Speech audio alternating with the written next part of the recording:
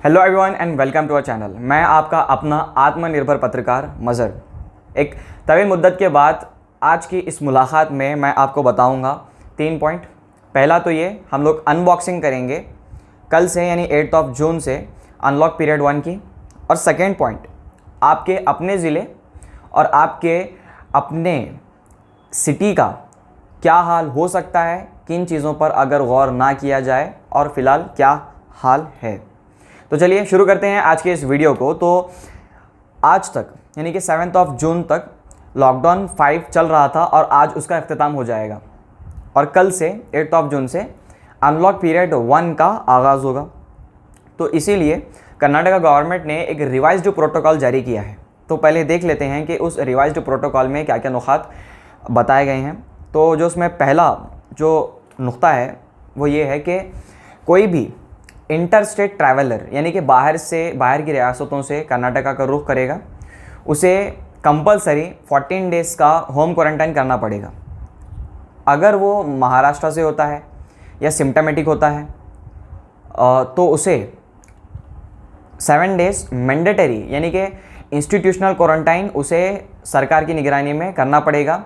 और अगर वो सिम्टमेटिक नहीं होता है और महाराष्ट्र से आया हुआ होगा तो उसे नेक्स्ट 7 डेज़ जो अगले 7 दिन होंगे वो अपने घर पे क्वारंटाइन करना होगा। और इसके लिए शराइत क्या क्या हैं गवर्नमेंट की तरफ से, वो कुछ इस तरह से हैं कि उसे एक पोस्टर बना करके अपने दरवाजे पर लगा देना होगा और उस पर ये लिखना होगा कि I am in 7 day home quarantine. किसी भी भाषा में लगा सकते हैं, बस आस पड़ोस के लोगों को पता चलना चाहिए कि इस घर में एक व्यक्ति है जो 7 दिन के लिए होम क्वारंटाइन में है। और अगर वो इन तमाम शराइत का उल्लंघन करता है, होम क्वारंटाइन को तोड़ता है, बाहर निकलता है, तो उस पर एफआईआर हो सकती है और उसे वहाँ से निकाल करके फिर से इंस्टीट्यूशनल क्वारंटाइन में रखा जाएगा और उस पर कार्रवाई हो सकती है। अब इसमें दोस्तों चिंता का विषय ये है कि अगले 7 दिन का जो होम क्वारंटाइन है इससे लोग सीरियसली नहीं ले रहे हैं। और ये बात नॉर्मली आप भी देख सकते हैं, हम भी देख सकते हैं और देखी जा रही है। जो नेक्स्ट पॉइंट है वो कुछ इस तरह से है कि अब तक जो भी माइग्रेंट्स महाराष्ट्र से आ रहे थे उनका आने का प्रोसेस कुछ इस तरह से था कि बॉर्डर पर उनकी टेस्टिंग होगी। टेस्टिंग होने के बाद सारा तो एसिम्प्टोमेटिक जो भी होगा उसे फिर भी 14 डेज़ का होम क्वारंटाइन करना पड़ेगा और जो सिम्प्टोमेटिक होगा उसे तो टेस्टिंग होगी, फिर से उसे 14 दिन के लिए इंस्टीट्यूशनल क्वारंटाइन में रखा जाएगा। अब इसमें दोस्तों एक हैंड स्टैंपिंग होगी, पिछले दिनों में हैंड स्टैंपिंग, जिससे पता चलेगा कि वो कहाँ से आया हुआ है।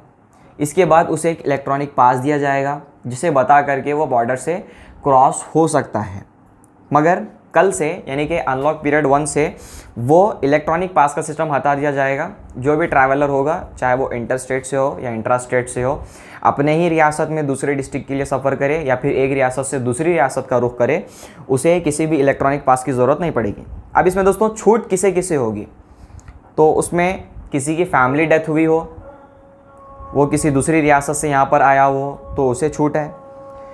60 साल से ज़्यादा उम्र के बूढ़े जो किसी सीरियस इलनेस का शिकार हो, जिन्हें कोई बीमारी हो, उन्हें, और बिलो 10 ईयर्स 10 साल से कम उम्र के बच्चों को, ये जितने भी होंगे इन्हें छूट दी जाएगी।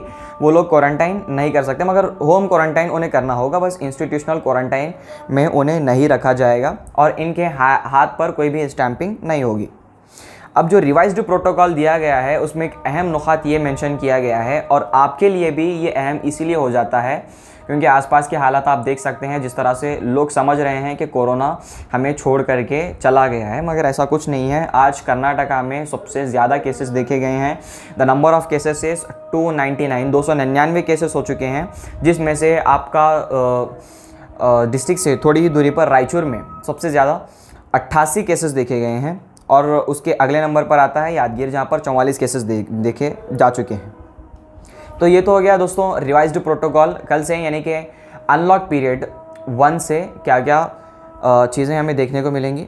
अब आते हैं अपने ज़िले पर, बिदर में क्या क्या हालात हैं। तो अब तक दोस्तों जितने टेस्ट हो चुके हैं उसका आंकड़े कुछ इस तरह से हैं कि 29,420 29,420 केसेस टेस्ट किए जा चुके हैं, जिसमें से नेगेटिव केसेस पाए गए हैं 25,501।